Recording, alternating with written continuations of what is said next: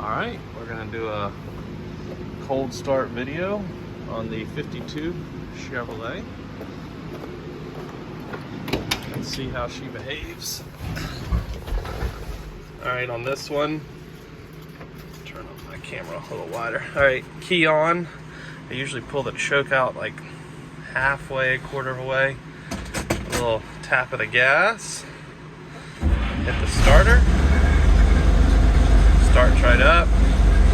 Usually give it about 10 seconds with it pulled up halfway. Then we'll lower that idle.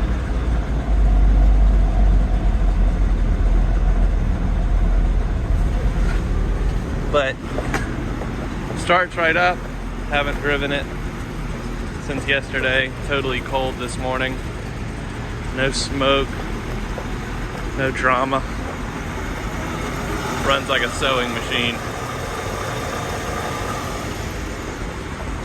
And then drop that idle all the way.